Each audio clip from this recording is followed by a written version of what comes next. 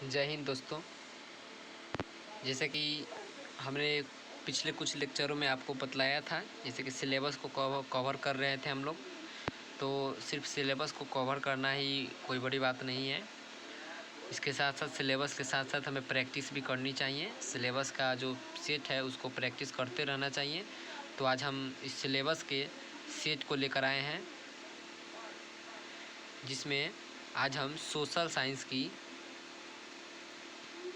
Science का जो model paper 2021 के लिए जारी किया गया था, जो 2021 के एग्जामिनेशन जो होने वाली थी, उससे पहले जो बोर्ड के द्वारा मॉडल पेपर जो जारी किया गया था, उसको आज हम लोग कवर करेंगे। उसको हम लोग डील करेंगे कि क्या चीज़ है उसमें, क्या चीज़ कैसे पूछा गया था, उस पर हम प्रैक्टिस आज करेंगे।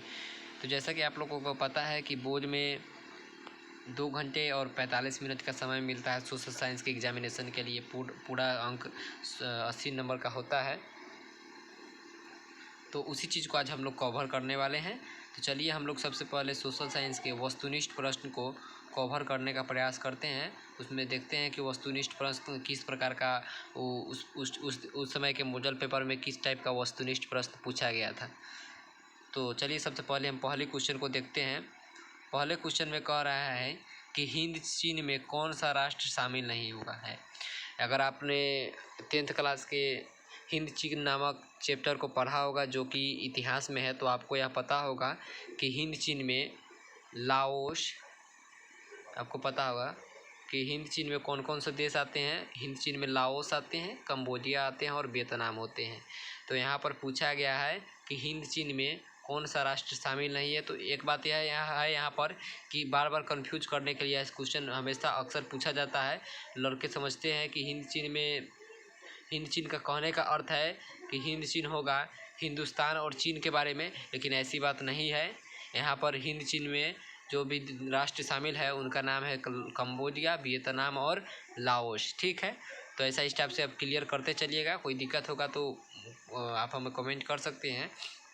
अगला क्वेश्चन है कि वियना कांग्रेस कब हुआ था। तो वियना कांग्रेस आप लोग को पता होगा कि 1815 में हुआ था। अगर आपने इतिहास को पढ़ा होगा तो वियना कांग्रेस 1815 में हुआ था। इसको आप लोग क्लियर रखिएगा। ठीक है, अगला क्वेश्चन है कि भारत में गदर पार्टी की स्थापना किसने की थी। तो पता है आपको भारत में गदर पार्टी की स्थापना लाला हरदयाल ने 1913 में किया था। ठीक है, इसको एक चीज़ और याद करके रखिएगा कि लाला हरदयाल कब किए थे, 1913 में। किस पार्टी की स्थापना किए थे, गदर पार्टी की स्थापना किए थे। अगला क्वेश्चन है कि द्वितीय महायुद्ध के बाद यूरोप में किस संस्था का उदय आर्थिक दुष्प्रभावों को समाप्त करने के लिए हुआ था। तो यूरोप में जो द्वितीय विश्व युद्ध हुआ था 1945 में, तो उसके बाद जो आर्थिक स्थिति उत्पन्न हुई थी, तो उसको समाप्त करने के लिए किस संस्था के उदय हुआ था, यूरोपियन संघ के हुआ था। यूरोप में किस संस्था का उदय हुआ था, यूरोपियन संघ का ये उदय हुआ था। ठीक है, बहुत सारे लड़के यहाँ पर नाटो तो लगाते हैं, तो नाटो तो आप नहीं लगाइएगा। आपको अभी पता है कि चीन जो यूक्रेन और रसिया में, यूक्रेन और रूस में जो यानी कि रसिया में जो विवाद है वह नाटो को लेकर के ही है। तो आपको ये ध्यान में रखना है कि उस समय नाटो वाली बात नहीं थी। ठीक है, किधर गया देखते हैं। ठीक है, तो यूरोपियन संघ की स्थापना की गई थी। ठीक, कोई दिक्कत नहीं होना चाहिए मेरे अनुमान से। अगला क्वेश्चन है कि नरोत्तम सिंहानु किस देश के शासक थे। तो नरोत्तम सिंहानु का आप लोग को पता है कि नरोत्तम सिंहानु किस देश के शासक थे, तो कंबोडिया के शासक थे। नरोत्तम सिंहानु कंबोडिया के शासक थे। चलिए अगला क्वेश्चन है, जिससे आप लोग बहुत अच्छी तरह से परिचित होंगे कि वाष्प चलित रेल इंजन, यानी कि जो वाष्प से चलने वाला रेल इंजन का आविष्कार किया गया था सर्वप्रथम, वह किसके द्वारा किया गया था। तो आप लोग को पता होगा कि वाष्प चलित रेल इंजन का आविष्कार किसने किया था। तो वाष्प चलित रेल इंजन का आविष्कार कौन किया था, जेम्स वाट।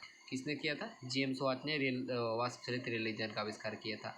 अगला क्वेश्चन है कि Tata iron and steel company की स्थापना कब की गई थी। तो Tata iron and steel company की स्थापना 1907 में की गई थी। इसको आपको ध्यान में रखना है कि Tata iron and steel company की स्थापना 1907 में की गई थी। आज अगला क्वेश्चन आपको एकदम स्क्रीन पर दिख रहा है, एकदम ही हलवा क्वेश्चन है। इसमें कुछ थोड़ा सा भी जान है इतना नहीं है। जैसे कि आप अगर बिहार से है तो आपको पता होगा कि गोलघर कहाँ स्थित है।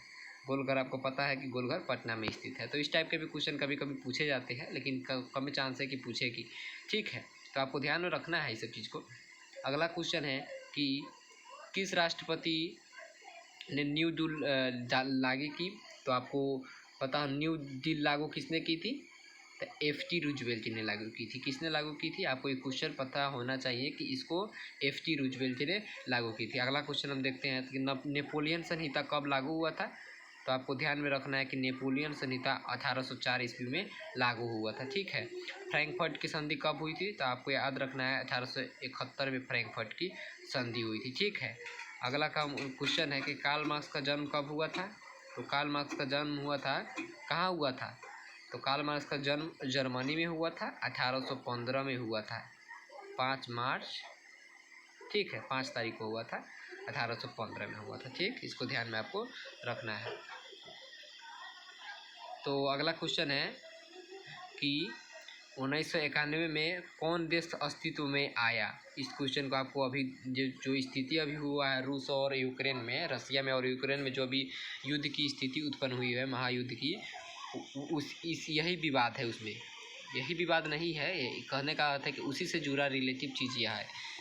तो 1991 था, उस समय रूस का विघटन हुआ था। तो उस समय रूस का विघटन हुआ था।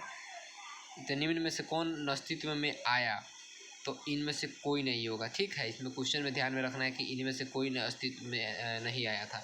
तो अस्तित्व के रूप में कौन आया था, इसको आपको ध्यान में रखना है कि अस्तित्व के रूप में यानी कि रूस का विघटन हो गया था। रूस कई बड़े जो गणराज्य था रूस, वह कई बड़े छोटे छोटे गणराज्यों में टूट गया था। ठीक है। अगला क्वेश्चन है कि इन आर्थिक क्रियाओं में प्राथमिक क्षेत्र से संबंधित कौन है? ये आपको ध्यान में रखना है, ये अर्थशास्त्र का क्वेश्चन है। तो प्राथमिक क्षेत्र से संबंधित क्रिया क्या होता है? आप लोग बताइए। प्राथमिक क्षेत्र से संबंधित क्रिया क्या होता है? मत्स्य पालन यानी कि खेती होता है जो प्राथमिक क्षेत्र से आता है। ठीक है। अगला कारण क्वेश्चन है कि जमशेदपुर, दुर्गापुर, भिलाई और सलेम किस उद्योग के केंद्र में है? तो आपको यह याद रखना है कि जमशेदपुर में Tata iron and steel company की स्थापना हुई थी। तो इसमें आंसर सही होगा कि Tata iron and steel company की। अगला क्वेश्चन है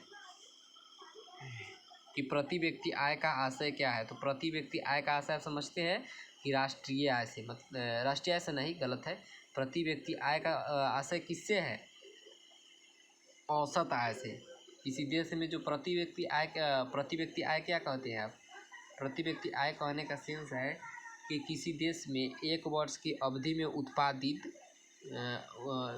राष्ट्रीय आय यानी कि एक वर्ष की अवधि में कुछ चीज़ का उत्पादन हुआ और उससे जो आय की प्राप्ति होगी, उस आय में यदि हम उस देश की कुल जनसंख्या से भाग देते हैं तो हमारा क्या आता है? प्रति व्यक्ति आय आता है। ठीक है। तो प्रति व्यक्ति आय का आशय है हमारा क्या औसत आय से है। ठीक है। अगला क्वेश्चन है राष्ट्रीय विकास परिषद का गठन कब हुआ था? तो राष्ट्रीय विकास परिषद का गठन 1952 में हुआ था। इस क्वेश्चन को आपको ध्यान में रखना है। ठीक है। अगला क्वेश्चन है कि बांग्लादेश की मुद्रा क्या है? बांग्लादेश की मुद्रा है क्या है? बांग्लादेश की मुद्रा कुरना। ठीक है, इसको आपको ध्यान में रखना है। अगला क्वेश्चन है कि राष्ट्रीय आय का अर्थ है। देखिए वही क्वेश्चन यहाँ पर आ गया जो हम लोग अभी पीछे वाला क्वेश्चन देखे थे, उसी टाइप का क्वेश्चन यहाँ पर आया है। तो राष्ट्रीय आय का आशय क्या है? सरकार की आय गलत है, पारिवारिक आय ये भी गलत है, यानी कि सार्वजनिक उपकरणों की आय, उत्पादन के साधनों की आय। पूरा उत्पादन जो होता है, उस उत्पादन से जितना भी उत्पन्न होता है तो वही उस देश का राष्ट्रीय आय होता है। ठीक है। अगला क्वेश्चन है भारत में उपभोक्ता संरक्षण कानून कब लागू किया गया था? तो इसको आपको ध्यान में रखना है कि भारत में उपभोक्ता संरक्षण कानून 1986 में लागू हुआ था। ठीक है, जिसमें उपभोक्ताओं को बहुत सारे चीज़ों को छूट दी गई थी। ठीक है। अगला क्वेश्चन है कि भूमि विकास द्वारा बैंक में किस प्रकार का ऋण प्रदान किया जाता है? तो भूमि विकास के द्वारा किस प्रकार का प्रदान किया जाता है? तो आपको इसमें ध्यान रखना है कि इनमें से सभी प्रदान किया जाता है। ठीक है। अगला क्वेश्चन है कि भारत में किस प्रकार की आर्थिक प्रणाली पाई जाती है? मतलब कि भारत में जो आर्थिक प्रणाली हो वह कैसी है? वह है क्या चीज़? मिश्रित अर्थव्यवस्था है। भारत की जो अर्थव्यवस्था है वह मिश्रित अर्थव्यवस्था है। अमेरिका की जो अर्थव्यवस्था है वह पूंजीवादी है समाजवादी कहाँ की है? रूस की समाजवादी है, चीन की, सब चीज़ की समाजवादी है। भारत में जो है ये क्वेश्चन बार बार पूछे जाते हैं, तो बोर्ड में आपको ध्यान रखना है कि रूस में जो आर्थिक प्रणाली है वह है मिश्रित। ठीक है। अगला है नागार्जुन सागर परियोजना संबंधित है, तो नागार्जुन सागर परियोजना संबंधित है कृष्णा नदी से। ठीक है, कृष्णा से संबंधित है। ठीक है, इसको ध्यान में आपको रखना है। अगला क्वेश्चन है कि 26 दिसंबर 2004 को विश्व का कौन सा भाग सुनामी से प्रभावित हुआ था? तो इसका आपको याद रखना है कि कौन सा हुआ था। इस क्वेश्चन को हम नहीं बता सकते हैं, तो आप इसको ध्यान में अपना से रखिएगा। ठीक है। अगला क्वेश्चन है कि सामान्य संचार व्यवस्था के बाधित होने का मुख्य कारण क्या है? तो जो संचार होता है तो उसका बाधित होने का मेन कारण क्या है?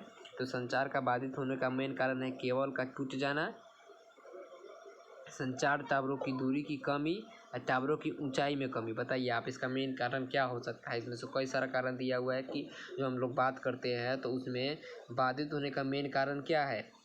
केबल का टूट जाना मेन कारण बाधित होने का होगा, तो इसमें होगा कि क्या चीज़? टावरों की दूरी। ठीक है, इसे बहुत सारा कुछ हो सकता है इसका ऑप्शन,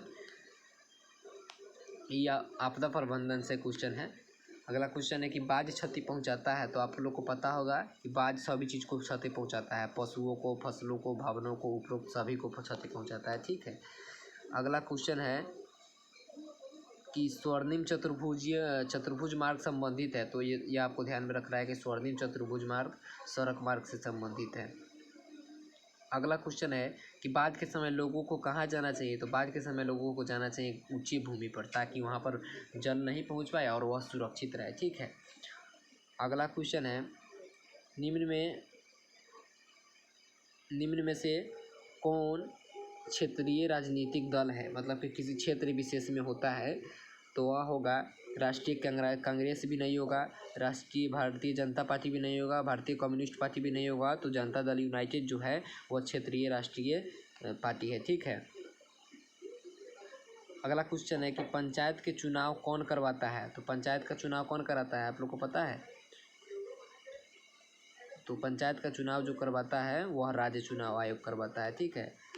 कौन करवाता है? राज्य चुनाव आयोग करवाता है। इस क्वेश्चन को आपको ध्यान में रखना है। अगला क्वेश्चन है कि भारत में, देखिए ध्यान से, भारत के किस राज्य में पंचायती राज की शुरुआत हुई थी? भारत में सबसे पहले पंचायती राज की शुरुआत राजस्थान में हुई थी। इस चीज़ को आपको ध्यान में रखना है कि भारत में जो पंचायती राज व्यवस्था चलाई जाती है उसकी शुरुआत सबसे पहले राजस्थान से की गई थी। अगला क्वेश्चन है वर्ष 1975 भारतीय जनता दल में किस पार्टी को बहुमत मिला था? बहुमत तो मिला था जनता पार्टी को, क्या बोलते हैं, गलत बोला गया। 1975 में राजनीतिक उसमें हुआ था, तो उस समय का वो राजनीतिक किस नाम से जाना जाता है? तो उस समय सबसे पहले यह बात आपको ध्यान बनी, भारतीय जनता पार्टी की सरकार बनी थी। इस चीज़ को आपको ध्यान में रखना है। ठीक है। उस समय जो था ना, उस समय भारतीय जनता पार्टी की सरकार बनी थी। अगला क्वेश्चन है तारी विरोधी आंदोलन किस प्रांत में शुरू किया गया था? तो आपको याद रखना है आंध्र प्रदेश में। अगला क्वेश्चन है धर्म को समुदाय का मुख्य आधार कौन मानता है? धर्म को समुदाय का मुख्य आधार मानता है जातिवादी। जातिवाद जो होता है वो धर्म को समुदाय का मुख्य आधार मानता है। ठीक है। अगला क्वेश्चन है सत्ता में साझेदारी सही है क्योंकि यह विविधता को बढ़ाती है, देश की एकता को कमज़ोर करती है, फैसले लेने में देरी करती है, या विभिन्न समुदायों के बीच टकराव कम करती है। सत्ता की में साझेदारी सही है क्यों? क्योंकि यह देश की एकता को कमज़ोर भी नहीं करती है, फैसले लेने में देरी भी नहीं करती है, यह जो होता है वह विभिन्न समुदायों के बीच टकराव को कम करती है। इस चीज़ को आपको ध्यान में रखना है। अगला क्वेश्चन है नेपाल में सप्तदलीय गठबंधन का मुख्य उद्देश्य क्या है?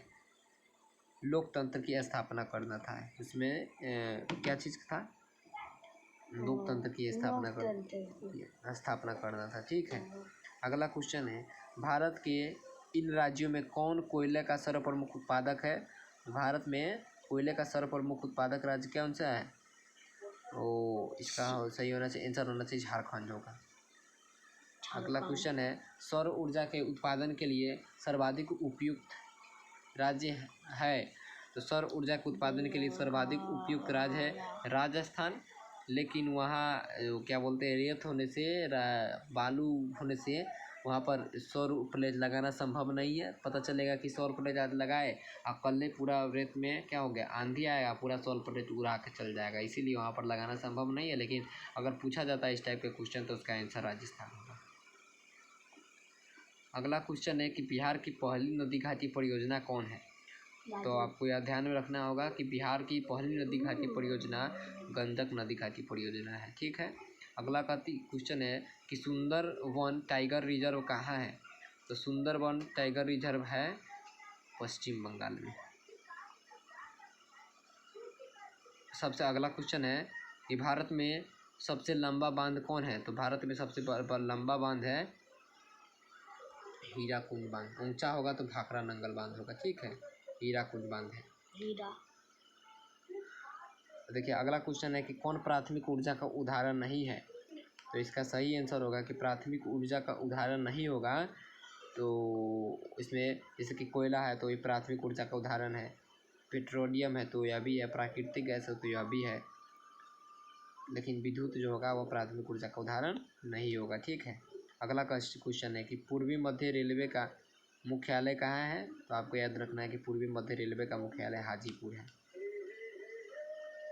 अगला क्वेश्चन याद रखना है कि चावल कैसी फसल है, यानी कि चावल जो धान से बनता है, तो धान कैसी फसल है? खरीफ है।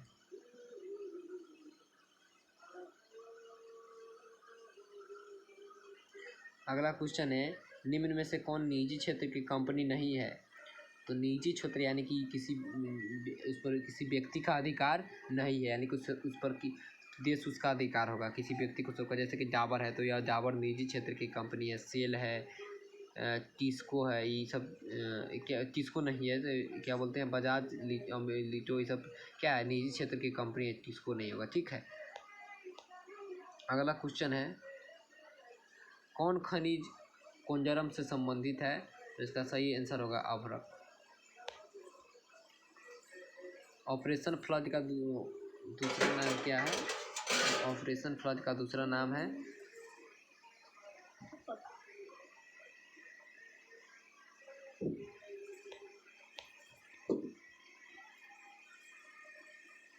अगला क्वेश्चन है, लीची के उत्पादन के लिए बिहार में कौन जिला प्रसिद्ध है? तो मुजफ्फरपुर और वैशाली लीची के उत्पादन के लिए प्रसिद्ध है। अगला क्वेश्चन है कि आय तथा उपभोग का अंतर कहलाता है, यानी कि आय जो होता है और जब उसका उपयोग करते हैं उसका अंतर क्या कहलाता है? खर्च कहलाता है, यानी कि विनिमय कहलाता है। आय और उपभोग का अंतर विनिमय होता है।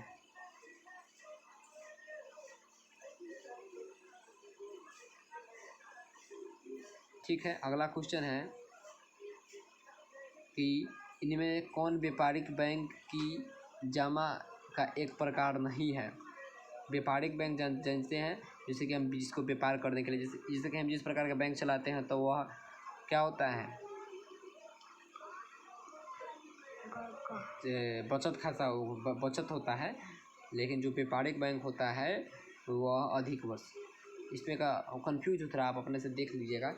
ठीक है, तो इतना ही रहने देते हैं, वीडियो लंबा हो जाएगा। वीडियो लंबा होने के बाद आपको अच्छा भी नहीं लगेगा, ऐसे भी 19 मिनट का वीडियो हो गया है, तो आप अपने से प्रयास कीजिएगा। इसके आगे का जो क्वेश्चन सब है मैं आपको एक बार दिखा देता हूँ, आप चाहें तो इसका स्क्रीनशॉट भी ले सकते हैं। इस टाइप से क्वेश्चन है। ठीक है, तो मैं रहने देता हूँ यहीं तक भी, अगले से 50 के आगे आपको हम कल इस क्वेश्चन का बता देंगे, इसके आगे का क्वेश्चन हम आपको कल बता देंगे। ठीक है, तो कोई गलती हो गया हो तो माफ़ कीजिएगा। ठीक है, वीडियो अगर अच्छा लगता हो तो लाइक शेयर सब्सक्राइब करना ना भूलिएगा। ठीक है, धन्यवाद वॉचिंग फॉर फुल वीडियो।